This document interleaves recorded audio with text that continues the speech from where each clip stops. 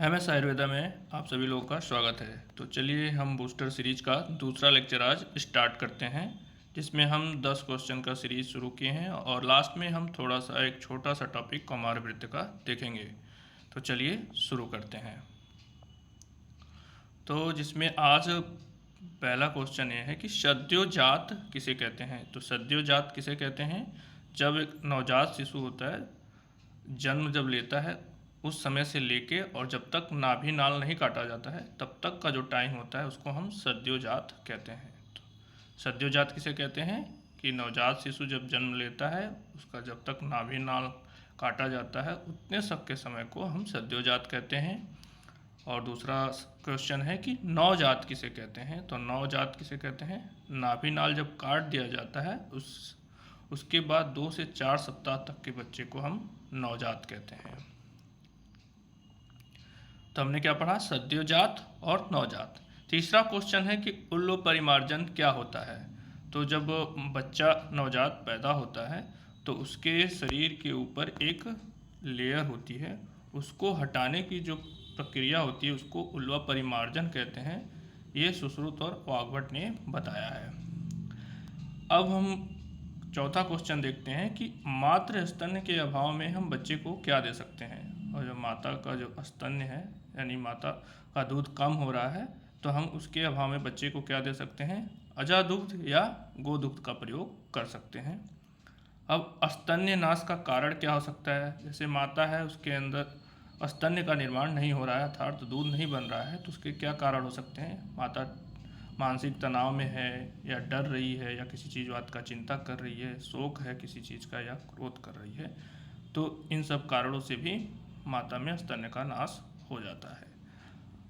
अगले क्वेश्चन की ओर बढ़ते हैं और देखते हैं छठा नंबर का क्वेश्चन क्या है कि वस्त की संख्या क्या है।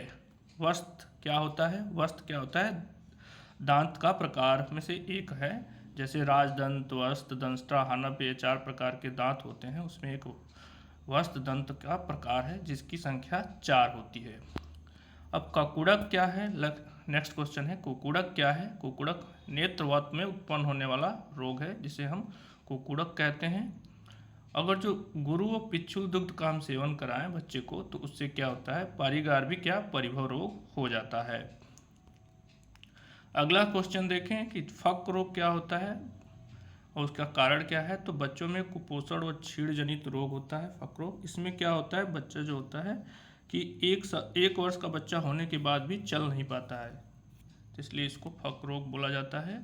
और 3 माह का शिशु जो है उसको अगर हम घी पिलाते हैं देते हैं तो उसको हम कितना दे सकते हैं? द्विकोल मात्रा तक हम उसे घी पिला सकते हैं। अब हम देखते हैं कि जो एक वय विभाजन काश्यप अनुसार हम देख लेते हैं कि गर्भावस्था कब तक होती है। जब तक बच्चा जन्म नहीं लेता है तब तक हम उसे गर्भावस्था कहते हैं।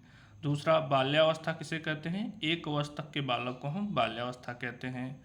और 2 वर्ष से 16 वर्ष तक के बच्चे को हम कौमारावस्था कहते हैं। और 16 वर्ष से 34 वर्ष तक के बच्चे को यौनावस्था में आता है। और 34 वर्ष से 70 वर्ष तक का आयु के हम मध्यमावस्था के अंतर्गत लेते हैं। और 70 वर्ष के उपरांत मृत्यु तक की अवस्था को हम वृद्धावस्था कहते हैं। तो आइए एक बार हम रिकैप करते हैं कि क्या करते हैं कि शुरू से पहला क्वेश्चन क्या है कि हम सद्योजात किसे कहते हैं? जब एक नवजात शिशु जन्म लेता है और जब तक उसका नाभि नाल नहीं काटा जाता है तब तक उसको हम सद्योजात कहते हैं। और नाभि नाल के काटने से लेके 2 से 4 सप्ताह तक के बच्चे को हम नवजात कहते हैं। और जब बच्चा पैदा होता है तो उसके शरीर पे एक लेयर होती है, उसको हटाने की जो प्रक्रिया होती है उसको वल्व परिमार्जन कहते हैं। इसको सुश्रुत और वाग्भट ने बताया था। और मातृ स्तन के अभाव में हम अजादुग्ध या गोदुग्ध का प्रयोग कर सकते हैं। और स्तन्य नाश का कारण मानसिक तनाव, भय, चिंता, शोक और क्रोध हो सकता है। वस्त जो दांत का एक प्रकार है उसकी संख्या 4 होती है। कुकुड़क नेत्रवत में उत्पन्न होने वाला रोग है। गुरु व पिच्छिल दुग्ध के सेवन से परिगार्भिक या परिभव रोग हो जाता है। फक रोग का हेतु है कुपोषण और छीड़ जनित रोग। इसमें क्या होता है? बच्चा 1 वर्ष तक का हो जाता है फिर भी चल नहीं पाता है। और 3 माह के शिशु को घृत जो हम पिलाते हैं उसकी मात्रा द्विकोल मात्रा हो जाती है।